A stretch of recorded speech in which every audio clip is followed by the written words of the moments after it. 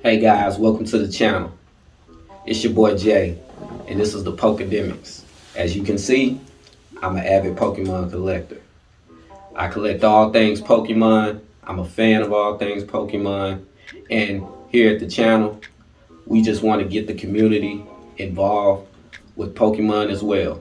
So if it's anything that you want to know, it's anything that you have a question about, or if you just want to be a fan too, if you just want to collect, we're here.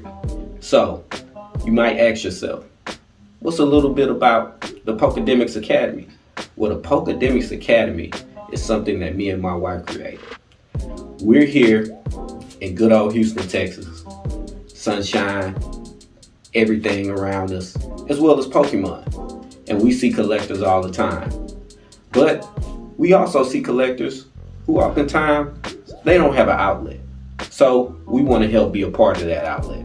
We want to get the word out about local tournaments. We want to get the word out about what's collectible at the time. We want to get the word out even about the anime and the comic books. Because some of the people, they don't know where some of this stuff comes from.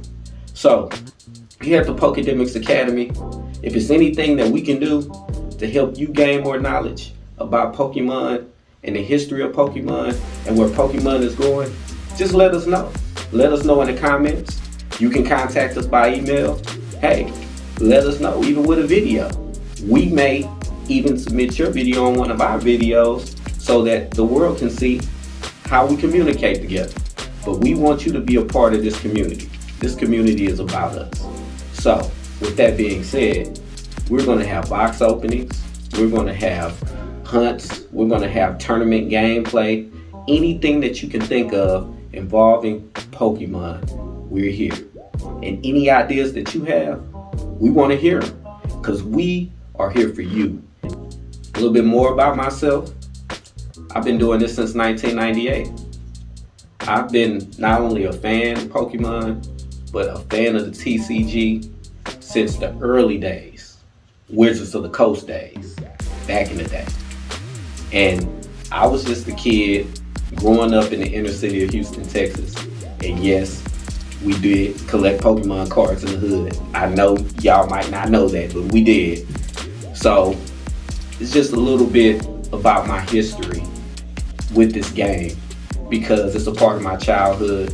It's nostalgic, and I'm seeing the changes that's happening, and it's been so many changes. And I want to be here to share those changes with you and to show you where it came from, where it is now, and where it's going.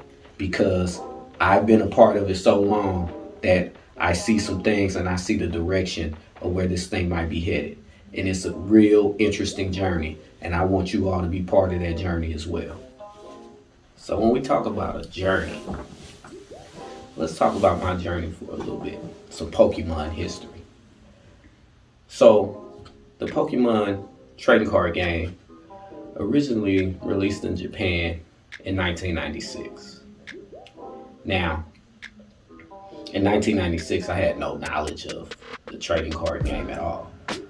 At that time in history, Pokemon was barely a thing over here in the US. We did have the games be released, red and blue. One with Blastoise on the front, which was the blue, and one with Charizard on the front, which was the red. There was an alternate version in Japan, which was leaf green, that had Venusaur on the front. We didn't have those right away. So I did begin playing the game prior to being introduced to the trading card game, or TCG as we call it. I was introduced to the TCG around 1998, and it was through this series that I actually saw in the early days of the internet. Yes, they did have the internet back in 1998. It was slow, it was dial-up. You had to wait like 45 minutes for one page to load, but it was the internet. And I saw an Articuno, a Zapdos, and a Moltres card. All three cards. Now they were glossy. They had this glossy finish to them. They were part of a vending series of cards. I wanted these cards really, really bad. But being that it was no, it wasn't the same back then, like with eBay and everything else. So you basically had to find a way to get your hands on these cards in person, unless you knew somebody maybe that was in the military or something that traveled. So needless to say, I didn't get those cards, but they had magazines where they discussed the different trading card games, and I was always interested in the portion of the magazine. It was an online magazine actually, and I don't want to say their name here because I don't know even if they still exist. But they had prices of cards as well as pictures of cards, and I always wanted the those legendary bird cards. So that was my first introduction into the trading card game, and that's what got me really started. So I noticed today a lot of people are very interested in base set, base set, especially because of the Charizard card, the base set Charizard. Now, I know you guys might not believe it, but the base set Charizard was definitely a popular card. Don't get me wrong, but you actually had kids in school, after school, on the bus, trading their Charizard cards all the time, or just using them for gameplay and having them in really bad condition because at the time this card wasn't worth thousands of dollars, and nobody believed that any of them would be. It was just a fun thing to do and a fun thing to collect. There was several different other toys that kids collected equally back then. They had this toy back then called Pogs, and they kind of look like these things right here. That's what they actually were, except a smaller version of this big old thing. But the regular size coin that you get in like a Elite Trainer box and stuff like that, that's what they look like, Pogs. And they had characters on them, or they had designs on them, and people really collected those things. They were the things that people collected. And then it came other toys that came along the way, and you had Pokemon over here, but you also had other toys that people went crazy over, like Beanie Babies and Tickle Me, all kinds of toys. But the thing about Pokemon was that they were really pushing the trading card game play. They were really pushing to have tournaments. They were really pushing to have a world tournament. They were really pushing the game for competitive play, because a little bit about the history is that when the trading card game was translated into English, Wizards of the Coast got that contract. And Wizards of the Coast was also associated with Magic the Gathering, which was a game that had been around for a long time, and it was a game that's all about the gameplay. The collectability wasn't really the focus of Magic the Gathering. With Pokemon, that's how it started out, with the actual gameplay. They even released the Game Boy game for the trading card game. And that's actually how I learned to play the game, was through playing the game on the Game Boy that simulated the trading card game. However, the thing that changed about Pokemon was that eventually it became really, really collectible, and people really started to collect the cards rather than just play them. And some people didn't play them at all; they just collected them. So in the 90s, after their start, in the early 2000s, Wizards of the Coast no longer produced the Pokemon card game over here. They were no longer the ones who were in control of the direction. It became the Pokemon Company. And the Pokemon Company did a couple of things different. But those things that they did different also enhanced collectability of the game. So then you began to see different types of cards geared towards collecting. So you began to see your the rarity of certain cards change as far as, yeah, you have a playable